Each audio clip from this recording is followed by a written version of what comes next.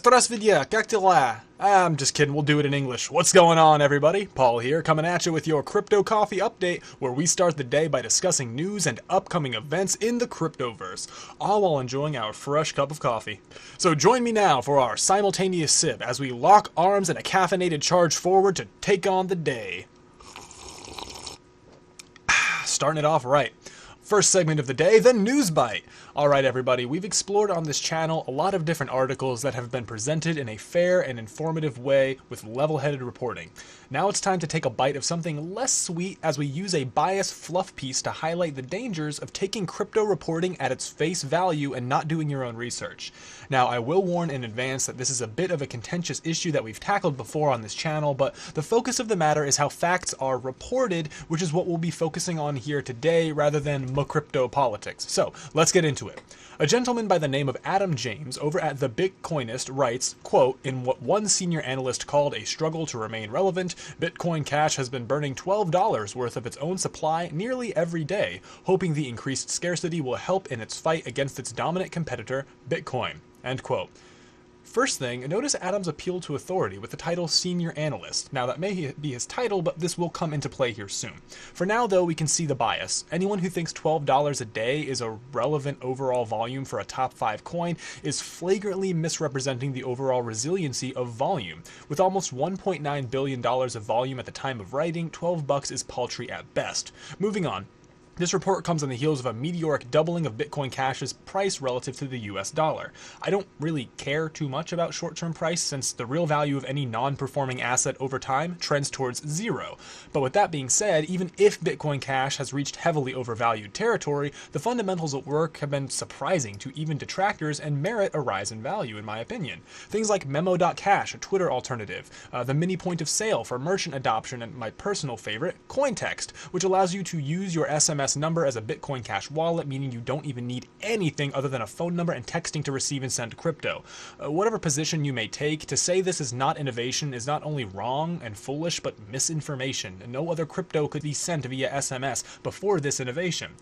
Now this next section is where Mr. James truly shows his inability to remain level-headed or maybe even open-minded as a journalist. Adam runs in headlong, praising the Lightning Network for all its successes and even goes so far to declare it the, quote, proven winner against Bitcoin Cash's big block solution, end quote, without offering any context as to why this is or even exploring any of the emerging detriments and dangers that we're beginning to see in the Lightning Network. We've seen this recently in other headlines praying the growing use of LN. Oftentimes I see this image used in conjunction with these claims. This looks nice and crowded, right? A lot of little dots. Well, this is all the individual nodes on the Lightning Network, not the total amount of transaction volume. It's actually very misleading.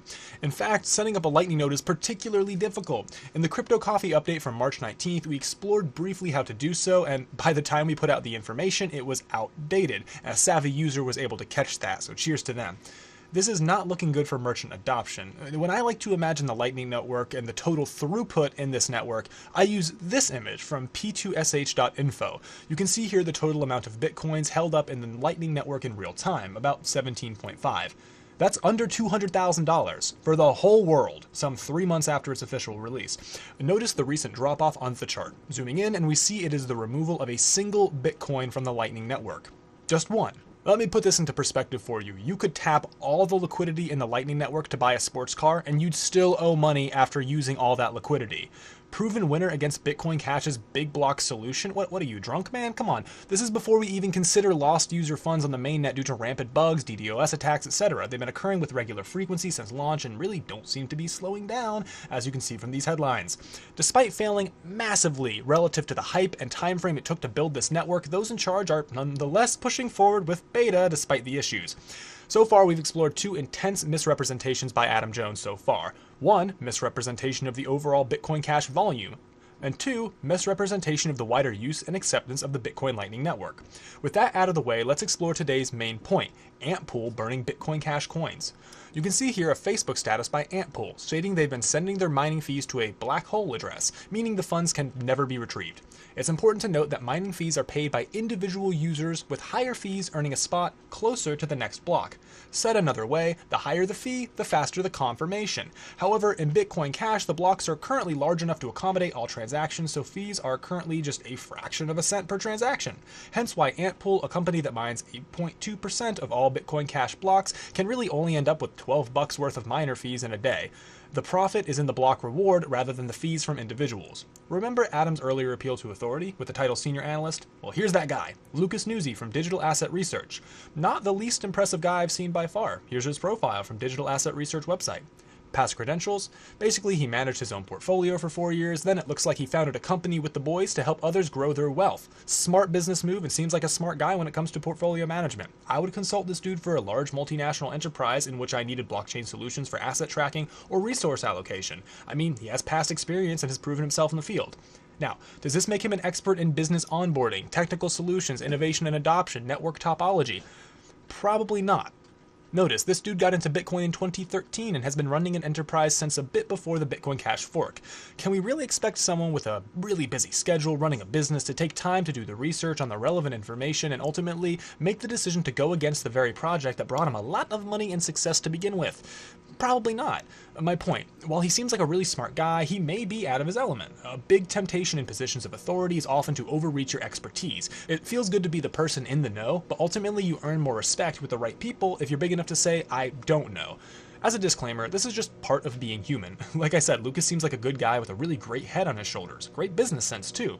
We can all fall prey to the temptation of wanting to be the guy in the know at times. But with that said, I issue a challenge to you, Mr. Nuzzi. Pitch Lightning Network to your business clients and see what they say, while keeping in mind the centralized topography needed for reasonably fast routing of liquidity through nodes that need to have an equal or greater amount of liquidity. Something tells me they're going to ask you for a custom solution. Now, the remainder of Adam's article appeals to what Derek Magel calls the theoretical Bitcoiner, and it's a great article. This is a hypothetical individual who, for whatever reason, makes the mistake of purchasing either BTC when they intended to buy BCH or vice versa. Heralded as the largest threat to adoption due to confusion by some, these white knights of the non-existent have not actually pointed out a real person who has made this mistake, as Derek explores in his write-up. This non-argument is an insult to the intelligence of your average person, in my opinion, as purchasing these digital assets becomes easier every day. I mean, CNBC even discusses the difference between Bitcoin and Bitcoin Cash. It's on the mainstream media. This hypothetical is just really nonsense and doesn't embellish anything in the article. It doesn't serve the purpose of making the point. In conclusion, Antpool is performing a PR move by burning a negligible amount of coins in an effort to drive further Bitcoin Cash adoption by getting this headline traction. It's not a last leg of a dying project. That's evident from anyone who's done their own research. This is not a major amount of revenue for Antpool, which in itself is not a major Bitcoin Cash mining pool. And finally, this is not a matter of preference. This is just misinformation written in a misleading way that intentionally misleads the audience. This is carelessly dubious at best and outright nefarious at worst, carelessly obfuscating from important core facts about the Lightning Network and beyond. So shame on you, Adam. It's easy to say that the crypto community deserves better and fair and honest reporting, and it should be the norm, but, you know, in all reality, poor reporting with clear bias has been the norm for decades now, from even the mainstream media. We see it worsening every day. This situation is no different. Groups with vested interest using their various platforms to shape their respective narratives in hopes of gaining majority consensus. Now, I'm not saying that, BTC is majority at fault, or BCH is Bcash. Like I said, this isn't a political issue at this point. What we're looking at here is bias in reporting. The point here today is to highlight how some of the harder hitting pieces we see that declare unbridled victory are actually not so hard hitting, but are rather fluff pieces used to change the minds of the masses, truthful or not. That's just some food for thought for you today, along with a bit of news. Let's go ahead and move into the Crypto Coffee update and wind this down with Wednesday, April 25th. The World of Blockchain and Cryptocurrency Summit is going on in New York City. Waves is having a meetup in Vienna. Veritasium's meeting up in London, and Dether's in Gibraltar. For Thursday, April 26th, Off the Chain Summit presented by Pillar is happening in Boston, stateside. World Blockchain Summit's kicking off in Moscow. A Blockchain Summit's happening in Frankfurt, Germany. NEO is meeting up in Zurich. And IOTA will be at the Blockchain for IoT in Madrid. That's all we got for Thursday, April 26th, and for your Crypto Coffee update. As usual, links below in the description, along with a big old list of B-list coins. They're not bad coins, there's just so much to talk about, I couldn't possibly keep it at a reasonable time frame. So, it's worth checking out, see if something you like is in there. Check us out on our decentralized alternatives and our website, cryptide.cc, and check us out on Discord. Let's get to know each other on a personal level and share information to grow the crypto space together. Like, share, subscribe. Love you dudes. Talk to y'all next time.